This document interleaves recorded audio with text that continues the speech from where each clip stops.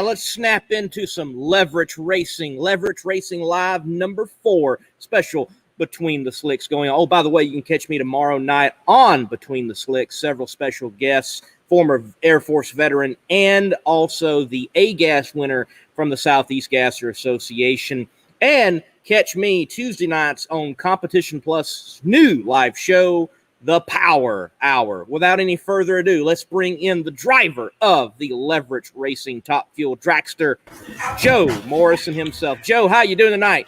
What up, Lee? How are you, man? Man, I'm doing great. I'm doing great. I'm looking forward to this show. We are already having a good time backstage, as it were. Let's bring in the second guest, and we've got more than just 2 tonight. Matt, Car Chief, with the Unicorns. How you doing? I'm doing good, Lee. How you doing? Man, I'm doing great, I love how everybody's sporting their Leverich gear so far tonight. Let's see how far it goes. We also have the bottom end guy, Brian Golick. Man, how are you doing? Brian? I'm sleeping. No, you're not. No, you're not. You're live. I'm doing all right. How you guys doing? I'm doing great. And I know everyone else is. And we've got to bring no in our here for me. I missed the memo, apparently. We got to bring in our last member. He just sat down once again. I am not the only shaded man of mystery tonight. Mr. Todd Dexter is on as well. Todd, how are you? I'm good. How are you? Awesome. Glad to have everybody here tonight. We're looking to have some fun. So let me clue everybody in. Joe, driver. Matt, car chief. You have Brian, bottom end guy, and Todd, the other shaded guy. He is the clutch man, and I'm just a talking head here for Leverich Racing number 4. Oh, Brian he died. No, he's back. In and out. Okay, guys, look. Tonight, just want to have a little bit of fun around drag racing, a lot of news. We want to talk about the end of the season. So, yeah, what did everybody think about Las Vegas? What about the racing out there for the end of the year? So, funny thing, at the very last minute, literally Wednesday, I ended up setting up a couple of meetings, and I took a day trip from Jersey to Vegas. I was wheels up 8 a.m. in New Jersey, got to Vegas 11:15-ish Vegas time, and spent the day at the track, and then I was wheels up at 11:30 p.m. heading home on the red eye. So it was cool to be there, obviously, and a productive day for me. Lee, I got to see you for all of about, 30 seconds there while we were out there, and the racing was great. Obviously, I don't want to say it's tough being a spectator because I love drag racing, but I wanted to be driving so badly. But we'll save that for next year. Save that for next year. Yeah, the racing was good. It was good to see you for all those 30 seconds that I did see you. So, guys, watching from home, what did you think of the racing there in Las Vegas capping off the end of the season? I thought it was really good. I think the fans got what they paid for. It was cool that all four of the big classes, the pro classes, all came down to that race. It wasn't determined ahead of time, so that was neat. I mean, it was cool to see the champions be crowned, and man, I would have loved to have been there. When I heard Joe was going last minute, I was like, maybe I can catch a red eye to Vegas, but then I realized I probably shouldn't do that. My wife would probably kill me. But man, I thought it was great racing, great competition, lots of hole shots, especially in pro stock. That was pretty cool. I thought it was cool. It was pretty neat. Yeah, definitely some good racing, some great storylines. Brian, Todd, yeah, what did y'all think of that last race? Any points as a fan in this world that you're like, wow, that was pretty good? Yeah, my girlfriend's gonna hate this, but I'm glad to see Erica Enders win her 4th one, I believe. I'm a big fan of hers and what she's done to pass everybody else, women-wise in the sport, is great. Definitely. Look, Todd, I love the Ray Charles thing you've got going on right now. I mean, no focus into the camera, just all, what's the other blind musician on the piano? I can't remember now. Stevie Wonder. Yeah, Stevie. There we go. Stevie. Yeah, we got it going on tonight. Brian, your thoughts on that last race? I won't lie to you. I didn't watch it. Unfortunately, I was busy with my car, tearing it apart and trying to get ready for next year already. So I never even had the opportunity to watch it, unfortunately. That's a good excuse. I'll let you have that. I was about to just drop you out of the whole broadcast, but I'll let you have that. What were you working on? I was working on my top alcohol funny car. Unfortunately, we have to send our blower out back this year to get recertified, and obviously the normal stuff like the clutch and the bell housing and a set of wheels, but just normal maintenance and getting everything apart, getting everything out of the trailer so it don't freeze because we got freezing temperatures already. Don't want to open the trailer up to some exploding fire bottles, which would definitely suck. But just starting preparation for next year. With the schedules that have been released, trying to come up with the schedules that I want to run this year, or this coming year, I should say, which is quite a bit. But I'm going to do as much as I can. But just trying to get an early start so that when racing's ready to go, we're ready to go. Be ready to go. Well, everybody was ready to finish up the season. Definitely those that were eyeing a championship. Of all the championship battles that were out there, which one stood out to you all as the best championship battle of the year? What was the most shocking moment? For me, man, daggers. My boy Justin Ashley took out Doug Coletta. I was like, oh no. So yeah, what were those moments for you guys? It's funny. I thought kind of the same thing. I was glad to see Justin win Rookie of the Year. Glad to be able to congratulate him in person. Actually, as he was towing down the return road, I was standing on the starting line. I pointed at him and I said, "I told you so," and kind of because I've been telling him for 3 months now he's going to win Rookie of the Year, and he's like, "Nah, I don't think so. I don't know." But yeah, unfortunately, and truth be told, obviously I'm a big Coletta fan, big Doug Coletta fan of the team, fan of Conrad. Friends with a bunch of people over there. I wanted them to win a championship so bad. But truth be told, coming out of Houston, they were more or less done. I hate to say that. I think Rob Flynn would have said the same thing, and I believe Doug would have said the same thing. So yeah, it sucked to see them go out early. But hey, it is what it is. And guess what? We're all back to zero now, so we all get to start over in Gainesville. So that's a good thing. I would truthfully, it's funny. The other disappointment, really, been friends with Jack Beckman for a long time, and I really wanted to see Jack win a championship. No, nothing against Hagan, nothing against Tommy Johnson, but was especially since Jack doesn't have a ride next year, and at this point neither does Tommy. Really wanted to see Jack win it, so it was kind of disappointing to see that team go out. I think they went out second round, but other than that, look, it was good racing. I watched it on NHRA.TV all day while I was doing all kinds of other work and kind of had it playing in the background. But drag racing is unforgiving. Drag racing does not care that you're Jason Line and it's your last race before you retire. And, sorry, you lose, you go home. It's just that simple. So, drag racing doesn't care that Doug Coletta hasn't won his championship yet. It doesn't care that Jack Beckman is going to be without a ride. And I know he wanted to go into the off season with a championship. I mean, who wouldn't? So, she's a cruel beast, but, that's why we love it. Right. Man, Erica Enders beating up on the old guys before they leave out and winning her fourth championship. I mean, that's just tough. I mean, just merciless out there. Girl's got talent, man. She is a hell of a driver. She really is. That's a fact. Championship runs, guys. Anyone else got any other thoughts? Which one stood out for you? None really stood out to me, only because I think the tightest race was Funny Car, and all the other ones, if I remember correctly, were when you looked at it on paper, it's like, okay, you can kind of see how this is probably going to go.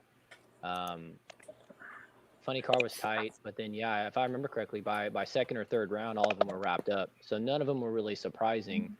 But yeah, I'm gonna have to go with Todd. I think the one that really is like, wow, that was pretty good is Erica Enders winning her fourth. That's impressive in a category where most races, top to bottom, the field's within a tenth of each other. It's all about the left foot, as Alan Reinhardt said. It's all about that clutch foot, and she definitely has it figured out. And that team's got her dialed in, and tipping the cap to them. They definitely know how to get it done, and I hope they're back next year. We'll see. Yeah, I was shocked how quickly some of them did wrap up. Doug there in the first round with Steve, and then it whittled down one by one in Funny Car, and then Pro Stock Motorcycle became clear and apparent pretty early. It was interesting, though. We went to the final race that it wind up being some of them figured out fairly early. I would have loved to have seen the classic, we're going to decide the championship in the final round type of situation. That would have been the thing that you want to see. But, oh well, great season, really, and some good championship battles.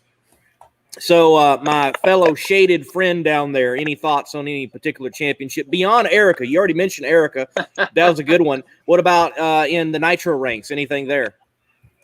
No, I mean, the way that Torrance has been going here lately, he's been dominating. So it was a no-brainer that in the back of my mind, I knew he was going to win.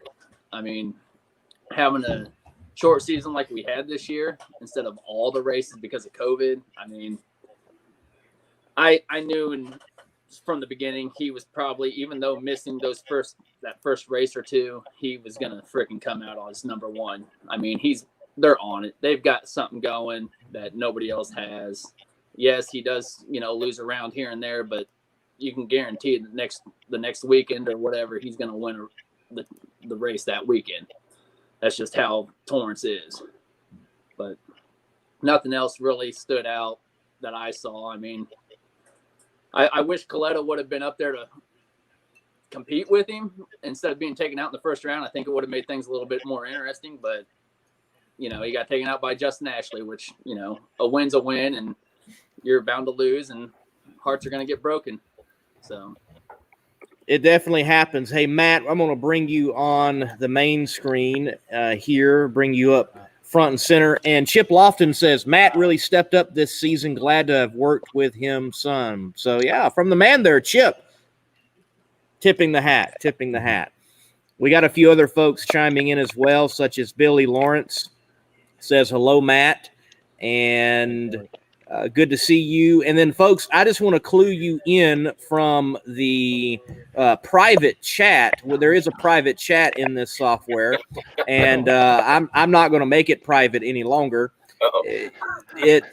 I want everybody to know that apparently the bottom end guy has been fired because there has been mention that we've got to have a new bottom end guy, and there's something about that the car chief is going to have to go with the wife's demands or something. So the team has definitely got some gelling to do over the off season. Definitely got some gelling to do. Brian, you've lost your job. How do you feel? You have no idea how great it is to know that I'm not going to be kicked by Matt anymore because I mean this last race down in Houston, I gashed my shin open at work a day before I got on the plane, and I told Matt one thing: whatever you do, please don't kick me. And no joke, after the first qualifying run, and I let everybody know, hey, the bottom end's good. I told Matt, hey, go let Gary know. We'll be good. He straight up full hand palms my shin twice. And it took about 15 seconds of pain absorption to let out a ow of pain. So I can tell you that I'm grateful that won't happen anymore. And in all honesty, we're obviously joking around. I plan on running as much as I can, and the early numbers are saying 12 races or so. But if I'm free and I'm capable, these guys know that if I can make it, I'll be there. Well, it's good to have a good bottom end guy in the corner for Leverich Racing, definitely. Well, yeah. Little backstory. Actually, Brian and I have raced together since, 2015 with Rocky, 15 or 16, it's gotta be somewhere around there, something like that. So as I was, stepping up and stepping into the Leverich car, having Brian there, having Rocky Perone there, having Bobby Toth there, I had, even Paul Gold was there for a little bit early on, and he's there to help as often as he can. My buddy Mike McCormick, having people that I'm friends with around, and then as I'm making new friends, and Todd and Matt and the other, all the whole rest of the team. Honestly, it's just, but nice to have somebody that you've raced with for a long time. I trust Brian completely, and it was nice to know that, going in, and as I've built trust with Matt and with Todd, and Todd would say, "You trust me? Why?" But that's a whole other story. I don't understand why you trust Todd, but Brian does not trust Todd. It's funny. We love busting on each other and having fun, and even in the very beginning of the season last year, actually, even at PRI, one of the things that Gary and Dan and I talked about is that we wanted to make sure that we were all having fun this year. And if nothing else, I think we definitely accomplished that. fun. Fun. Fun. The one thing I gotta say though is, we do have fun, and I think teaching Matt how to do a burnout leaving Texas last race that we were at was probably the best thing we ever did to that guy in front of the police. It was just the best thing we could have ever done, and I think Brian and I are a Matt influence. And Gary's sitting there like, what's going on, as Matt just lays a strip of rubber down the street. And while I'm playing Tokyo Drift, need in the background, because little do people know that Matt is, I guess, part Asian. So we just had to give him the full. Matt, you got some explaining to do. All right. So long. One of the police officers was walking by, and of course we're very cordial. Our pit is always wide open, so we're like, "Man, come on in." So the police officer comes on in. He's an actual cop, not like security. He's a cop. So he come around. We're joking with him, having a good time with him in the pit. Well, later that night, we're going out to dinner. While all the other teams are still working after Q2, like literally every single Nitro team is still working. We're driving out, waving at all of them because we've already got the car ready to fire for Sunday. We've already mag checked it. We're gonna go eat. Like, we're out. I get up to the gate, and this same cop is there. So I pull out a line, and he looks at me like, "What are you doing?" I pull out a line, I roll my window down, and he had said he wanted to get in the car because I'm putting kids in the car. So he's like, "Can you pick me up?" And I was like, "I can't pick you up." But, I asked him, "Hey, you still want to get in the car?" Just jokingly. And then we're just joking around with him and all that. And then I said, "Hey, do you care if I do a burnout out of here?" No. We asked if we could do a burnout if I could get tased. Oh, that's right. I forgot about that. So Todd wanted to get tased. So, I was like, okay. So he's like, "Yeah, of course. You guys should be used to doing burnout." So, of course, I'm in a minivan. It wasn't the best, but I was like, okay. So the cop stops traffic, and I laid on it as hard as I could. And unfortunately, we got the traction control on. So after about 200 feet, we got to a stop sign. Brian turned the traction control off, and I did a much better burnout at that point. And the cops didn't Tell care. them about what happened when we came back the next day and the cop saw us. The third cop. There was a third cop had no clue what was going on, and so we laid a strip of rubber. And you just see this cop like, "What's going on?" It was awesome. All right, well, guys, look. So I'm going to, I'm gonna bring Brian in. Brian, we gotta talk. We gotta talk. Oh boy! Look, how did you like the dinosaur suit at Houston? Well, Matt should be involved in this. Oh, we're gonna bring him in. We're gonna bring him in. Oh man, let me tell you, it was okay for like the first 10 minutes in the staging lanes, and then once we got past the tower, like the catwalk or whatever they call it, the tower, it started getting hot, and I mean, I probably lost 15 pounds in that amount of time. I was sweating really bad, and I still had good visibility until I ran out in front of the crowd, and I was trying to get with the crowd a little bit. I was enjoying myself. It was kind of cool. I'm hearing Alan Reinhardt saying, "Look, there's a dinosaur on the track," but as soon as Joe went past me, the clear plexiglass or plastic that was in front of me just instantly, like, I couldn't see nothing. And I'm like, crap. And that nitro. I That watched the nitro. video of Gary saying, move me over. And I'm like, I can't see nothing. So I'm just going to put him in the burnout mark. And Gary ended up saying in the end, he wasn't where he wanted him to be, but I don't know.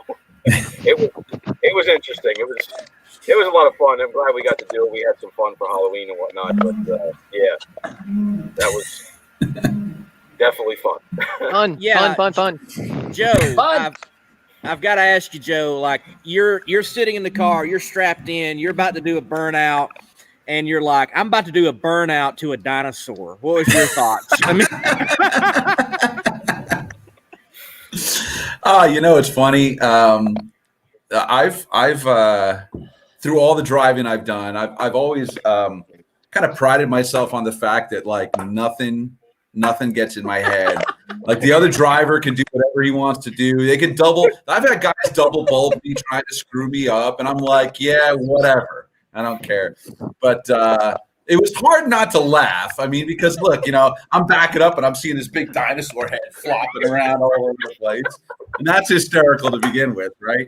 And then I'm backing up, and I'm backing up, and Brian's telling me to go this way, and I'm following him. I'm like, and I'm looking at the track. I'm like, this ain't right. I'm like, man, I am not where I'm supposed to be. I know I'm not, and I start going the other way. And then we finally ended up in the right place anyway. But I figured something was going wrong because, I was like, oh, my God. And then looking at the video afterwards, actually what you have to do is ask Gary. What did Gary think of the dinosaur?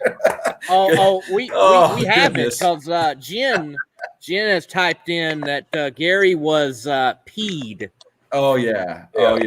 Well, he was thinking about aborting the run because when I was like, man, I was like a whole tire out of the groove. Like I was way the hell, because when this car, all right, so a little inside baseball, right? When this car does the burnout, the back end likes to wash out. It just does. Asking a few people about it, it's really when with the throttle stop on, it puts cylinders out. When it puts cylinders out, it pushes the car to one side, all that other fun stuff. So the car likes to go sideways on the burnout. So Brian backing me up in the burnout tracks, like that's normally the right thing to do. Like he was making the best decision he could at that moment. I would have done the same thing, right? I wouldn't have done anything different. He wouldn't have yeah, right.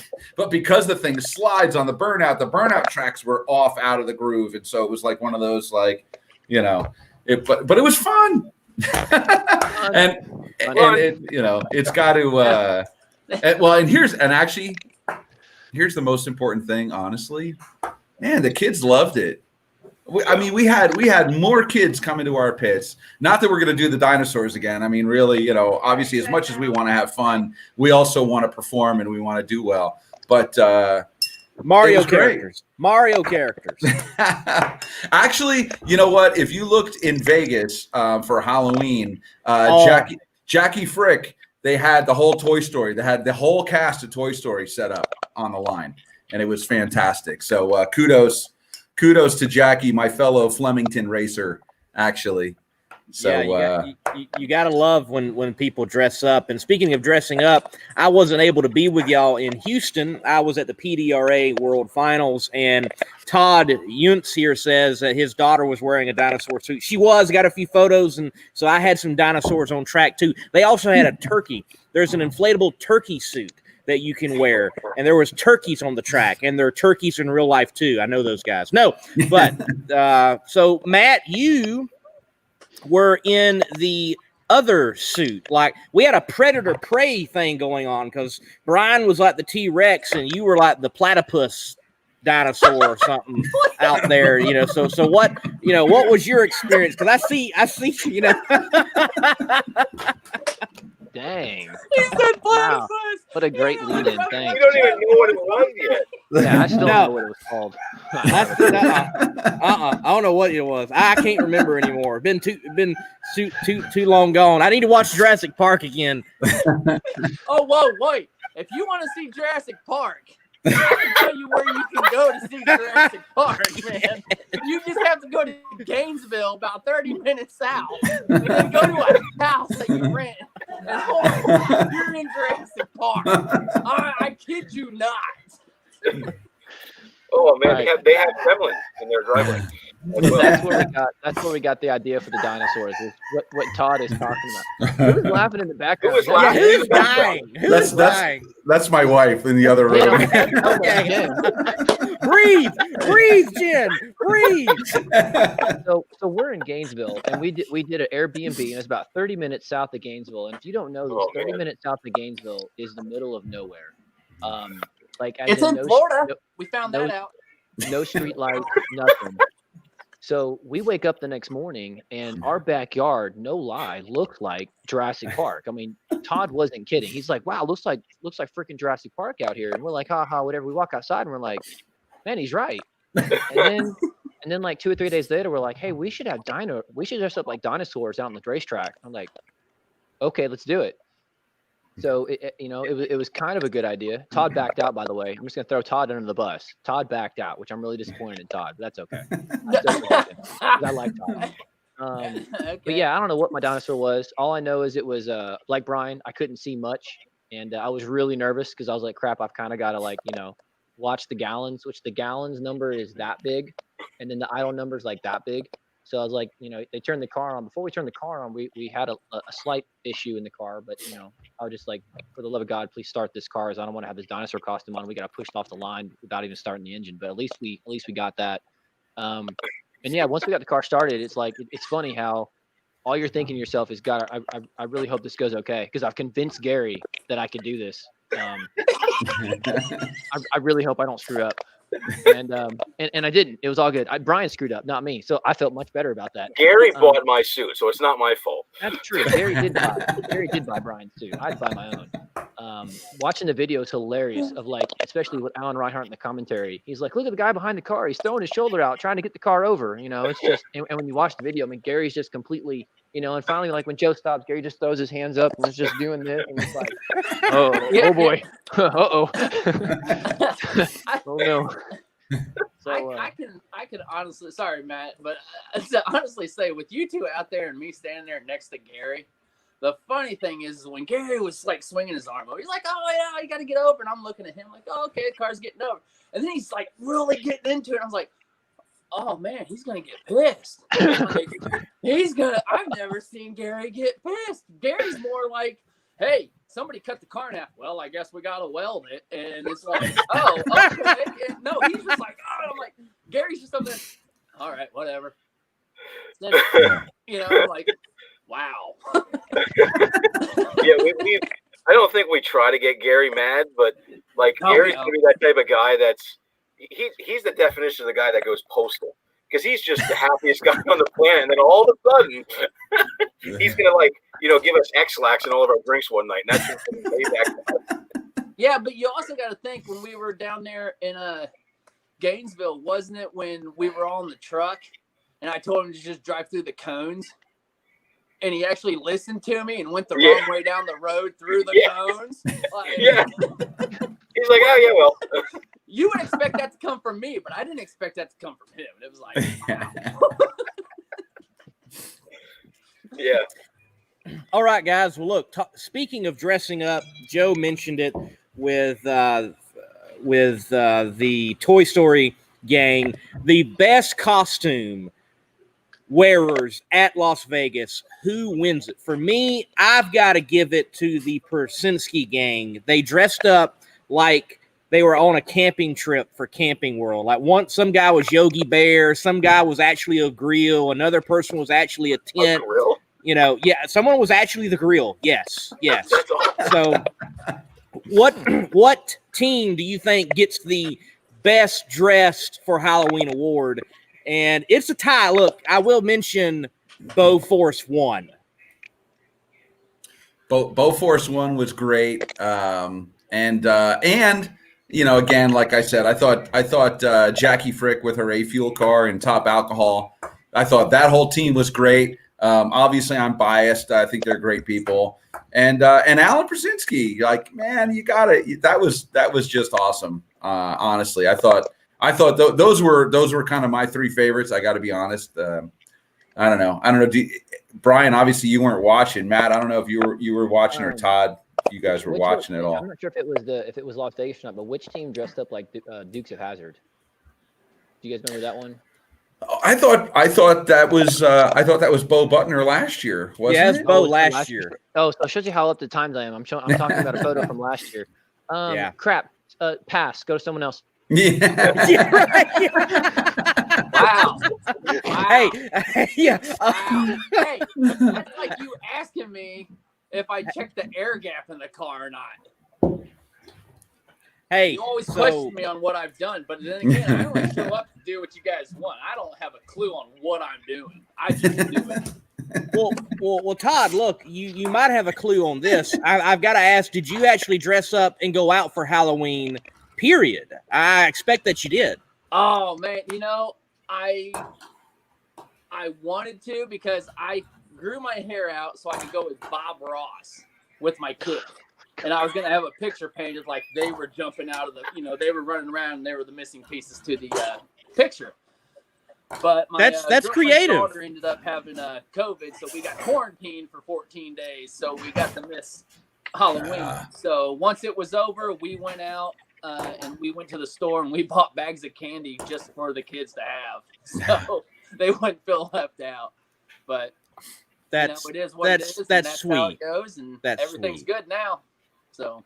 Let's see what Matt's got. He's got some Halloween family action going on here. With the dinosaur costume. The dinosaur. He's got the costume again, and looks like Hulk. And who else we got, Matt? Optimus Prime. Oh, Optimus Prime. Cool. And the Frozen girl from Elsa. The Frozen girl. Frozen. Yeah. My wife didn't dress up at all. Okay. Well, isn't she a party pooper? Exactly. I'm glad. Yeah. Dressed up as Matt's wife. Yeah. Well, the good thing about being the Monday morning racer, I'm always in costume. So I just look like a big orange traffic barrel with my Strutmaster shirt on. That's my costume. You're all right. Look at me. I got a mullet now, and I'm sexy as hell.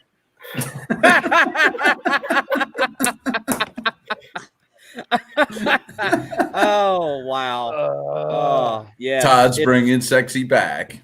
That's Yeah. right. Yeah, Where's the right, background? Right. Well, guys, look, we need to wind this down in just a few moments. So let's end with this. We're not too far from Thanksgiving, diving in hopefully into some turkey. So, Joe, I'll pick up with you. What's some family traditions y'all like to do and have there in the Morrison household? Well, actually, first thing I'm going to say is don't forget it's Veterans Day, man, and thankful that both my grandfathers served. I've had uncles that served. I've had lots of good friends that have served as well. So wanted to honor the veterans first. It's funny. We're oh goodness, how do I keep this short? So in a previous life, you know. Some may know, some don't, that I was chasing a music career for a long time. We're having a bunch of friends over. We're doing Friendsgiving, and it's going to be with one of the cover bands that I'm still in. So I still play guitar. I still go out and do gigs, you know, and so that's going to be a fun deal. I can't wait for that, and we're going to jam. We'll probably do some kind of an acoustic thing because it's just too dang cold to set up the whole band outside up here in New Jersey. But you know, normally, look, Thanksgiving is just a big family thing, man. I mean, we just try to get as many people into our little house as we possibly can, and we all have a good time. There's just, you know, it's all the traditional stuff, you know, the regular foods that you would expect, and it's just really about getting everybody together, and well, listen. No matter where we go, it's a big party because between my wife and I, and we have 4 kids. So there's 6 of us just to start out with. And my wife is the oldest of 4. We have tons of cousins, aunts, uncles, whatever. So, you know, we always have a good time, lots of food eaten, lots of beverages drank. And, you know, that's about it. Cool. I'm sure best of Texas barbecue sauce will be on the table somewhere. Oh, you know it, man. Absolutely. Guaranteed. All right. Matt, look, you've got a nice little, nuclear family going on. What's up for Thanksgiving, man? So we like to cheat. I like to go to Sam's Club and buy the pre-cooked smoked turkey. And all you have to do is put it in the oven for a couple hours and warm it up, and it's like perfect. But we like to do. How dare you? Yeah. Oh yeah. I'm being honest. Just being honest. Now I'm thinking about this year possibly hiring someone to smoke a turkey for me because I love a fresh smoked turkey. But the one at Sam's Club for $2 a pound is really good too. So, and my kids don't really like turkey, so I hate putting too much effort into it because they won't eat it. Just my wife and I eat it. But we like to go out to. Oh my god.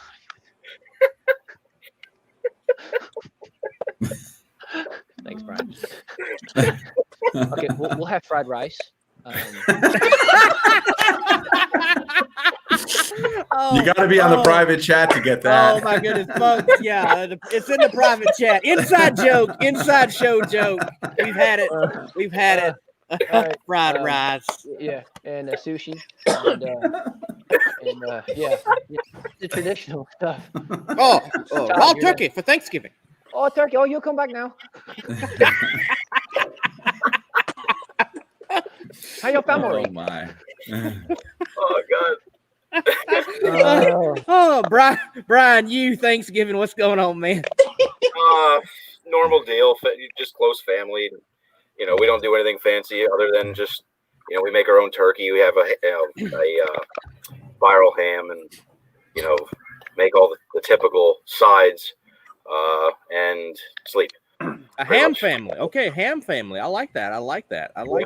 Mr. Solo Cup, what about y'all down there for Thanksgiving? We normally get together for, with family and, before we eat and everything, we say what we're thankful for, get the kids involved in it a little bit, Good tradition. We're not here just to eat food, but yeah, just getting with the family. If time runs short, sometimes I've had to do it in the past, run to Kroger and buy a couple 5-packs of the sliced ham off the shelf, and we slap those on sandwiches and call it a day, But back to what Joe was saying too about Veterans Day, I'd like to take a moment and thank my dad and my uncles and my 2 cousins that have served for Veterans Day, and thank you for what you've done for our country and everything. So cool, man. Yes, to all the veterans out there, happy Veterans Day. My brother served in the Marines, and I've got former youth group members of mine when I was a youth pastor. They've been in the Marines as well, and they've served, and many of them tours of duty in Afghanistan and Iraq. So thank you to each and every one of you out there that has served. So we're going to close out with this. We're going to talk a little bit 2021. A little bit of 2021, way too early championship predictions we'll leave it to Top Fuel, Funny Car, and Pro Stock. So Top Fuel, I'm going to throw it out there first to you, Joe. Ooh. Oh, yeah. You like that? No, it's definitely going to be me. No, I'm kidding. I would love that, but I quit. We need. Hey, wait. You can very well be Rookie of the Year, though. Don't discredit yourself. No, that's true. And truthfully, sure, that I would love to be able to make that happen. And it's really going to be determined by, and I hate to say this, but it's the facts. Like it's going to be determined by how much sponsor money I can bring in. Really, because in order for us to be able to pick up a little bit in performance and go to the races that we can go to, all that takes money, so I'm hard at work on that already. We've got some interesting things in the works. We've got some, I'm excited about a couple of the folks that we're speaking with, that things look very positive about next year. Again, I'm holding true to that, ideally 10 to 12 races, and we'll see. Like Gary doesn't want to do more than that. I certainly don't blame him. I mean, the man puts in an enormous amount of work, but we need more parts, and we need to improve improve some of the parts we have. But as far as, my predictions for champ, like Todd mentioned earlier, boy, it's hard to bet against those Capco boys. Steve's a good driver. He's a damn good driver, and he's assembled an amazing team.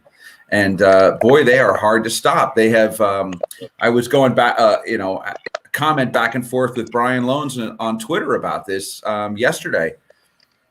They set the bar very high, and if someone wants to take a championship from them, which is pretty much what it is, you really have to step up. Who has the best shot? I would say Doug Kalita. And look, if Tony Schumacher comes out full-time next year, Mike Green seems to have gotten that team gelling very well in a very short period of time. I mean, look, Tony went ahead and won a race already. So, Tony's a good driver. That's part of that equation. So, yeah, look, if I was to pick between three guys, if it's not Steve Torrence and it's not Doug Kalita and it's not Tony Schumacher, I don't know who it would be. So that's that. Now coming back in, I haven't talked to any of those guys over there, and I don't really know anybody at the Force camp, right? So I don't have any inside information. But just looking at past performance, I bet you Robert Hight is hungry as hell. And even though they sat out the entire year, it wouldn't surprise me to see Robert Hight come out and win a championship again. He's just damn good. The guy is focused, and they've got a great team. But Schumacher ran the table in funny car all year this year. Boy, hard to bet against those guys. The other thing is, and these guys I know Todd Smith and John Oberhofer, and I bet you they're pissed that they didn't win a race this year. I wouldn't be surprised to see those guys come out swinging. Tough thing is they don't have a second funny car over there at Kalita's. So, if I ever cross-grade my license and they have an opening, I'm in no hurry to leave Team Leverich. I love these guys, and I love driving for Gary and Dan. So, if I was offered a funny car ride at Kalita's, I couldn't say no, right? Okay. Pro stock, man, it's wide open. But you'd have to give it to one of the elite cars, if anything else. And watch out for Troy Jr. Watch out for Troy Jr. He's a talented guy, and he's damn good in a door slammer. He did real well in A fuel. He did okay in top fuel, but Troy Coughlin Jr. can sure as hell drive a door slammer. So we'll watch that guy. All right, there it is. Matt, your predictions. When you look at the 60-foot numbers that Torrance is putting up, there's no beating that. If someone doesn't figure that out, it's not going to happen, period. What these cars do in 60 feet is such a prediction of what's going to happen with the rest of the numbers. So unless people can start running their 60-foot times, Torrance is your champion, period, bar none. They're running 60-foot times that are just mic dropping run after run after run that other teams aren't even getting close to. In funny car, yes, I agree. If Robert Hight, if JFR is back, if they are back, I do think Robert Hight's got a good chance. If they're not back, I think it's going to be between Caps and Hagen. Kalita cars are going to want it, but I just feel like DSR cars every year, they just always have so much money, and when you have the most money, you have typically the most parts, the best talent. That you can buy a championship that way. Unless someone can figure out how to run the 60-foot times, and that's where it all starts. Pro stock, I don't have a clue. I hate to say it, I don't follow pro stock that closely. I know Erica Enders is amazing. Boo! Boo! I know she's really good. From Asians. Other than that, I don't know.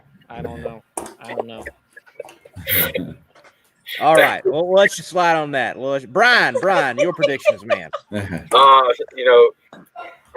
feel like Steve Torrance is modern day Frank Manzo. You just can't compete with guys who have more seat time and more laps and more data. And he's going to the final at almost every race, so they have more data than anybody. And it's just like Frank was in Alcohol Funny Car. Once you get that data, you're kind of unbeatable or extremely hard to beat. And pretty much the only way you lose is when you make a mistake, not when somebody else is faster. So I think it's going to be Steve Torrance. Funny Car, I'd be willing to say that it's probably going to be between if Forrest comes back with his cars, it's going to be either Height, or if he don't come back, I'd say it's going to be Hagan.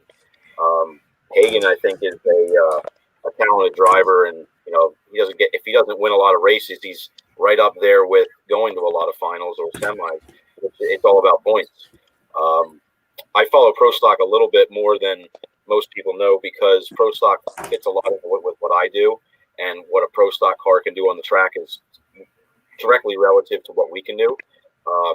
But in hindsight, I think it's going to be Erica. I think she's probably the best driver out there, especially now with a couple of the old timers, stepping away.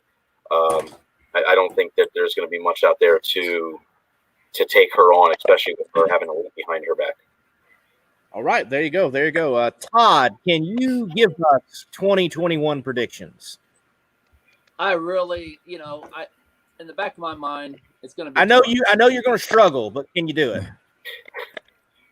We didn't talk about Todd's name. Oh, wait. So, yeah. Sorry for the lag game there. It was kind of bad. Anyway, I think Torrance will win it, but I would really love to see Coletta do it, because he has been so close so many times, and I would love to see him win it. But deep down, we know Torrance is probably going to be the one that's going to win it. And then when Forrest comes back in, Robert Height, I mean, they've got a thing going over there, and it's going to come down to him, and probably, like everybody else, Hagan. But I'm going to say Height's probably going to be the one that's going to come out on top. And then other than that, Enders and everything else. So I'd like to see her win a fifth one. That'd just make my day. All right. There we go. So we'll close out. I'll give my predictions, and we're going to close out with Mr. Todd Dexter down there showing us his fabulous man cave, and we're going to we're going to close the show out that way, and we can have Leverich man caves live. So, yeah, I know folks have said Torrance. I know Coletta.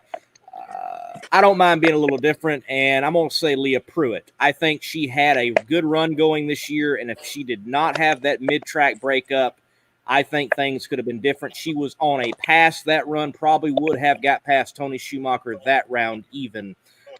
You have an incident like that, it just derails things. So I expect her to come out swinging next year with the Don Schumacher backing. Funny car. Yes, I have to agree. I think Robert Height or John Force, that John Force camp, if they come back out, yes, my money's on them. If it is not them, I'm going to go with Tommy Johnson Jr. Ooh. I think he just barely missed it. I think the man's hungrier than he might ever have been in his career. And if he is in fact back, my money will be on him. And Erica Enders, yeah, I think she's going to start a run.